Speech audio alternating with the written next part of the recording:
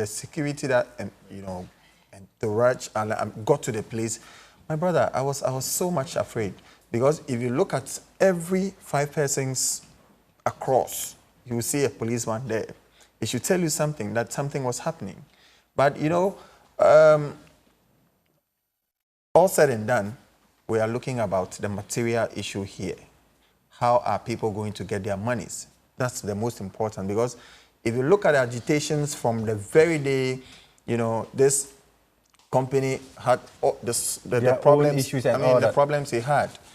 I mean, it has been one thing after the other. Customers have fallen sick because of their money's locked somewhere. They don't know when they are getting it. Some have died. Some are... Actually, that according to one of the customers, 23 people have died. Yes, you understand. And this is, I mean, excruciating pain people are going through. It will be in the right place to have people get their money back in due course. So for me, this particular press conference is in the right direction to reassure the people that he's going to get their monies back. I'm sure we will go into the merits of the 3 key points he brought to bear, how he's going to pay the people back. Dela, your general view of the press conference done earlier today? Yeah, actually, me myself, I was very shocked as I saw the entourage that accompanied the guy for the press conference. Yeah. Because the entourage that followed him creates an impression. You realize that this guy is not a criminal. Yeah. You get it? So when you see the entourage, the police, I mean, their number here and there creates an impression. This guy is not a criminal. He's a Ghanaian. It was just a problem that came, and he went through the court and he came out, I mean, won the case. So I wasn't expecting such a number of entourage, but all the same, you realize that it is people are very aggressive for their money.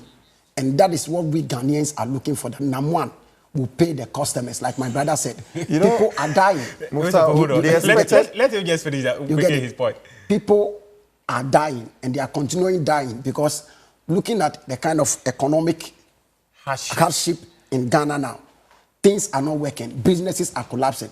So if you have your money stuck somewhere, of which you are expecting the money, and the person to give you that money is in, and you don't really know what is happening, the person is in, you've not been even given any information about when and how you get your money, it is a heartbreaking something. So you think that this press conference that did not give timelines was a non-starter in the first place? Yes, to an extent, because, you know, all what the customers are expecting is to hear something about their money when it will be paid. You get it? But you come back and telling us stories, what governments should do, and that customers are not ready to hear that. It is their money they want. That is... Mustafa, he said he's a man on mission, and he doesn't have any political ambitions. He's not a mercenary. This is a man who was speaking from entrepreneurial point of view, and at the end, there wasn't anything assuring that customers will have their monies. So it's sad. It's really sad. You know, there are events that preceded the press conference itself. Yeah. So you realize that even people going to the forum, I mean the press conference, were selected. So it was invitation which was thrown out to people. Yeah. Even journalists who got there have to show their invitation before they go and cover the program. And that tells you how the stakes are so high in this particular press conference. Now, one key thing that stands out for me is that at that particular time, you realize that NAM1, even though he looks straight, even though he looks very comfortable in delivering whatever he came to deliver, there's one key thing which was evident among all the people who were behind the table, were that, look, government had caused what has happened, and that government needs to be part to solve this particular problem. But was it wrong for government to step in? You see, that is where we will go. It is not wrong for government to do that, because, trust me, he says that, look, if government is able to help him retrieve the $39 million, he will be in the position to pay. And this is going to be serious. Now, other governments have to move with a diplomatic mission to go and get the money, or use a note verbal, diplomatic language, note verbal, to accompany NAM1.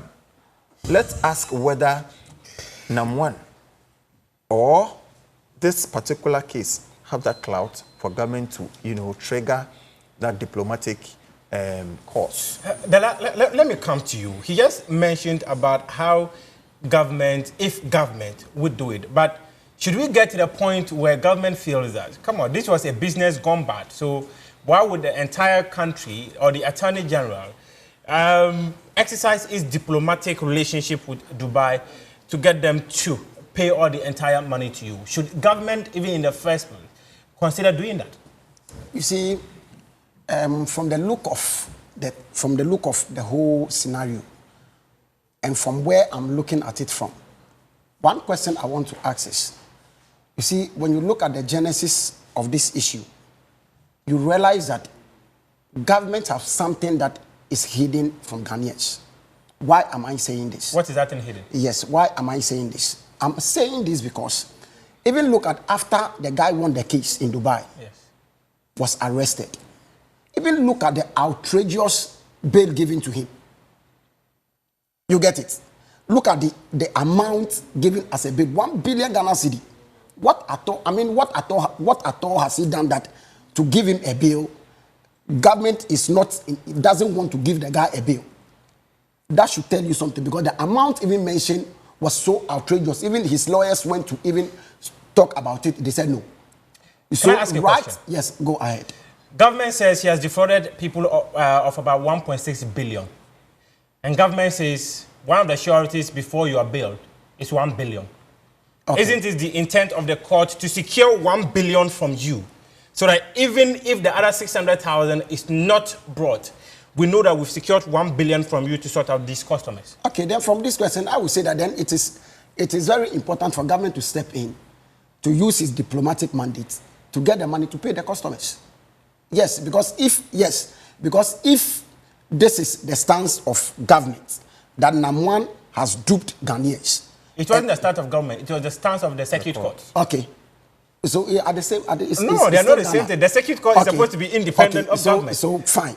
So that is the stand of the circuit court. Yes. That the guy has duped Ghanaians. Yes. And for that matter, he should give such an amount. Fine.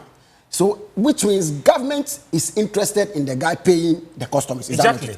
So then therefore, government should stand in or step in with his diplomatic mandate to get the money for the guy to pay the customers. As simple as that. Mustafa, there was an interesting comment after he had mentioned that he wants government to assist him to get all the $39 million. There was a question asked about the timelines as to when he was going to get his monies. And he did mention that because his accounts are frozen, he can neither withdraw nor allow cash to come through.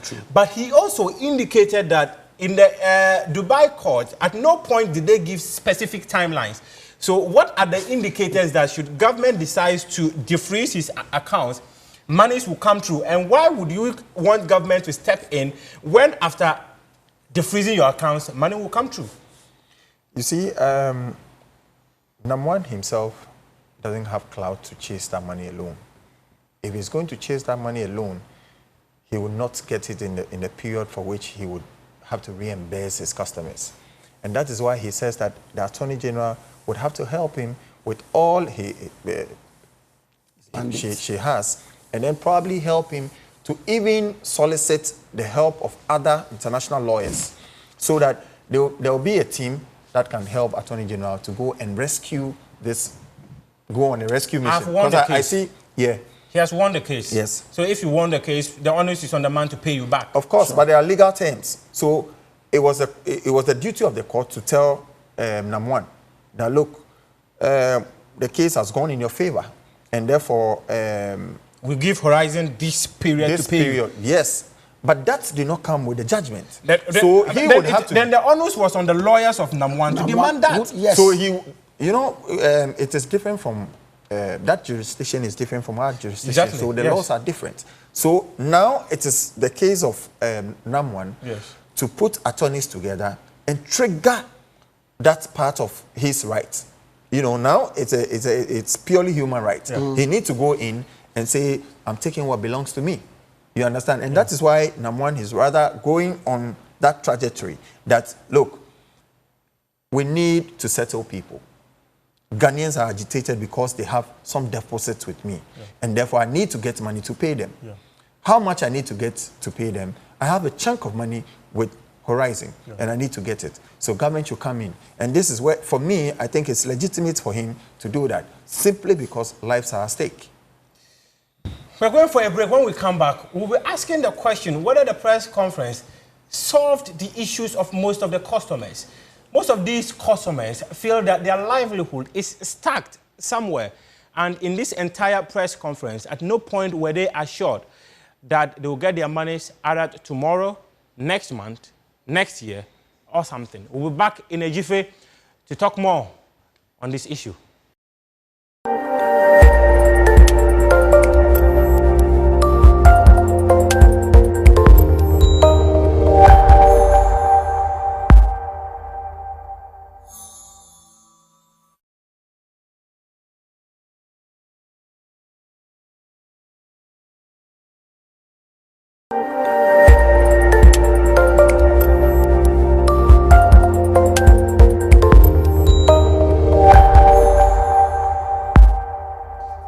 Welcome back from the break. Thanks for sticking and staying with us here on the feed with me, Muftau Nabila Abdullah. In the studio, during the discussion relating to the press conference NAM1 held earlier today, is Delacroix, who is a Deputy Communications Member for Ablekuma West, right, with the NDC, and Mustafa Nete, he's a political analyst. We are asking questions about the press conference NAM1 held earlier today. We're asking whether there's some sort of assurance about customers getting their monies. But before I come to them, I cannot do without our audience. We are here because of our viewers, and I will be picking some comments from them soon before I come back to them. But now, let me read some comments from TJ. He says that, for sure, if only the government is ready to unfreeze his account. What he means is that if government is ready to unfreeze the account of NAM1, it means that customers are likely to get their monies. And this one from Siddiq Ahmed, he says there is hope for our money. That's what is coming from Siddiq Ahmed. And Abrantia, he says the speech has nothing to do with payment required. All we need is our money. That is what Siddiq is saying. Let me come to the studio now. Mustafa, just before we went for the break, I was asking the question, should customers be hopeful about getting their monies? Muftau, to be frank with you, like I said, customers should be hopeful. I mean, you cannot throw all your hands in despair to say that, look, I'm not going to get my money. You know how much people have deposited with NAM1? Serious monies. That's only hope. They can only hope they can get it. Yes, they can hope. But, you know, when you hope, you are hoping for something good to happen. Who knows it will happen. But you see, it will be in government interest to go and retrieve this money. It will be in government interest simply because, look, there are lives at stake. People have been taking governments on. And if you know, compare this with the banking crisis. Government assured people who have deposited with the banks, that, look, we are going to get your money back to you. And in haste, government is doing so. Even the receivers who have been appointed to the banks, they are saying that within 7 days, they are going to take all the complaints and start giving back the money. Yes. It will be in government's interest to go and retrieve this $39 million so that those monies will be given to the people who have deposited their money with NAM1. Mustafa, you know the difference here? The difference here is that the Bank of Ghana warned customers of giving out monies to men's gold.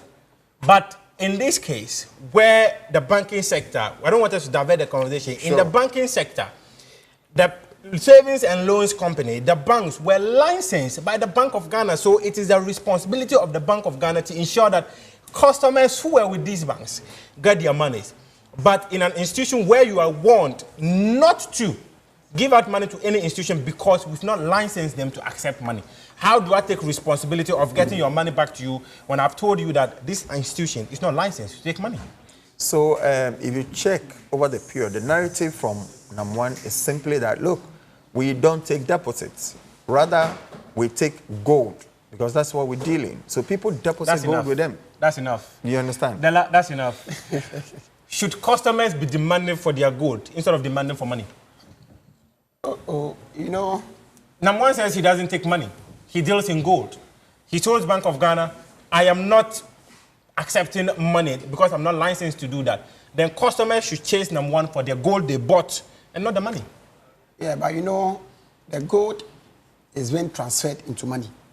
If I take my gold, I can go and sell it somewhere. So fine. So at the end of the day, the gold in itself is also money. You get it? The gold in itself, it's money. And now where we stand, what customers are demanding for is their money. Because you know, they don't take gold to NAM1. It is money they take to go and buy gold. And that is where you were warned not to do. So you know, you see. That is what you were warned not to do. Let me deal with this. You see, no, Mustafa, let me address this one. You see, yes, you have now pushed us to a place where we need to hammer hard. Because, you know, in the NDC administration, in John Mahamed's administration, Bank of Ghana gave a lot of warnings, serious warnings, to NAM1 with regards to the kind of business he was doing. Yes. You remember that, you see, Ghana, we have politicized everything. So when one government is in office and is saying the wrong thing and warning the public about, the one at the opposition will start criticizing. I remember vividly when Bank of Ghana was issuing those warnings. Our brothers from the other side was saying that a young guy who has worked hardly and has employed a lot of Ghanaians, the government want to destroy his business. That's what they said? Yes. The government want to destroy his business because the guy has employed a lot of people.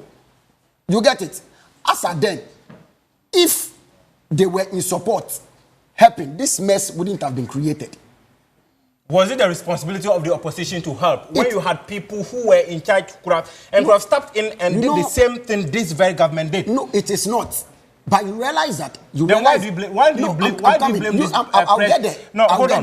Let me ask the question. Why do you blame this current government for taking steps when you overlooked such similar steps you could have done? We didn't overlook it. Then what did you do? When they came into office, yes, the people were depositing money. When they came, how many times did they warn before they stepped in? We have released warnings.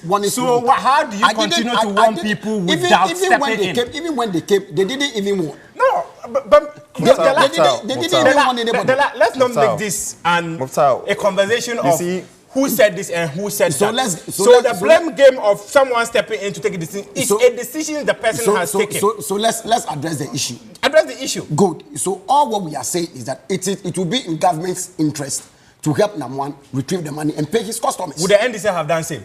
Would the NDC have stepped forward to take responsibility and get back the money? So, you see, governance is just for the people and by the people and with the people. You understand? So, simply anything... That's according to Abraham Lincoln, but that's not what we practice here. But anything government do is in the interest of the people. Exactly.